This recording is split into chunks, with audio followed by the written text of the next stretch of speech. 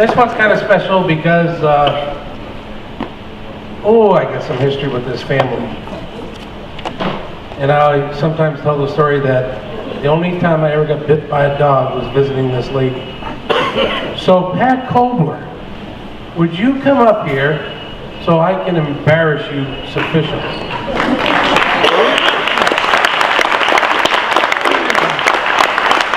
And Pat once had a large German Shepherd that didn't like the fact that I came by to visit her and her husband Fred. Thank God I had a big wallet. It had a lot of bills stuffed in it.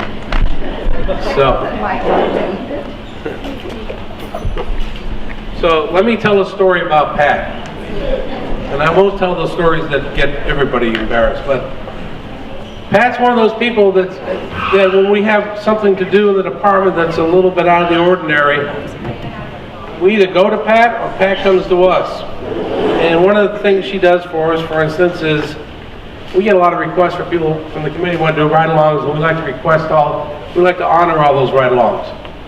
But we'd rather not put a convicted felon in our front seat with our police officers.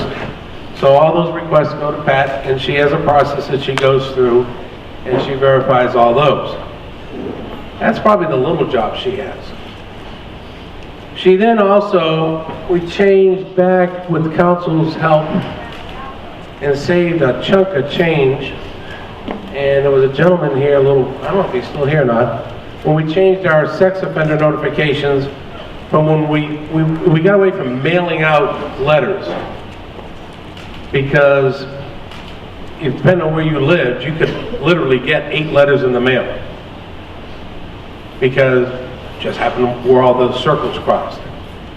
And Pat agreed to take over making sure that the mapping was updated and that we were on board and that everything was being notified the way we had told the city council we would. That was no easy task. Pat's not a computer expert, but she's fast becoming one because she learned how to handle that. Next in the line of chronologically is there was a former city council member whose husband suffered from Alzheimer's, who made it her personal project to bring Project Lifesaver to the Cape. And we were able to get it funded through the Rotary Club, the Kiwanis, and a bunch of other organizations, Cape Coral Community Foundation, here in the Cape. And we wanted to do it at no expense to the city. That was part of our package. So we came to the volunteers and we said, hey volunteers, anybody interested in helping us run Project Lifesaver? Well, Pat raised her hand. And today Pat visits, I don't know, 35, 40 people a month? Something like that. 35 or 40 people a month get a visit from Pat and her folks, and they change out the battery and have a little visit and make sure they're doing well. And if they notice that something's askew, they also tell us about that. If that wasn't enough, Pat and Jerry Mole conspired. They did. There was a conspiracy between our #1 district resource officer, Jerry Mole, and Pat. And they reached out to Pam Bondi at the Attorney General's office.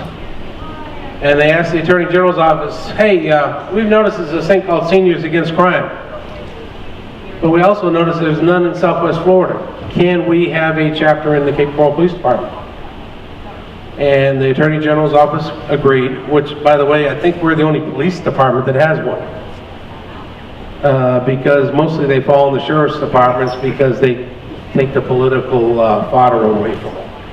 Because it drove them up the wall when I told them I didn't want my picture on the pamphlet, because they have this template. And the template has a block that says sheriff's photo. I don't need to be on the pamphlet. I'm not running for office. So anyways, they agreed. We put on some training. We gave them some office space, and now Pat and her, how many people you got involved? 8 or 9? A couple days a week, take complaints from the senior citizens, mostly senior citizens, but you don't have to be a senior citizen to use their services. and that with the power, and I mean the power, of the statewide prosecutor's office out of Tampa, they've been successful, and within their first month of operation got back almost $10,000 for that one lady, right, in Naples? So that was something she brought to us and her co-conspirator, Jerry Moe. So Pat's a unique volunteer. I don't think Pat's ever actually written a handicap parking ticket. I don't think Pat's ever spent an hour on the boat. But Pat has put in countless hours dealing with tracking sexual offenders and sexual offender notifications, going and visiting the elderly and some of the children, the autistic children for Project Lifesaver, and now is building this program of Seniors versus Crime, which is actually, it's kind of unique.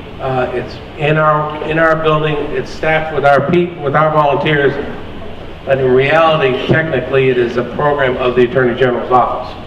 But we recognize it as one of ours because she brought it to our building. It's our people doing it, and I sent a word back to Pam through her law enforcement liaison that, yeah, we put up her name on the wall, but as far as I was concerned, it was our program.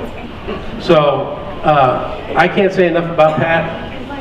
She's here today with her where did Jennifer go? She's right there. Jennifer, who's been with us, what, 23 years? I was doing some homework today.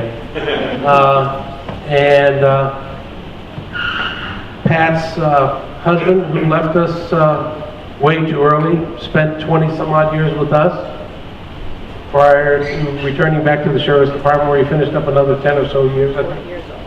Yeah, he was a law enforcement officer between us and the Lee County Sheriff's Office for 40 years. So he was my first boss. And he's probably one of the reasons why I'm still a cop. Because in the young days, but he had understanding, and he was a good boss. He was someone that a lot of people can aspire to be when you're dealing with young, rambunctious people. And I was one of those, but Fred was a good guy. So you have my lifelong respect and support, and thanks again for being who you are.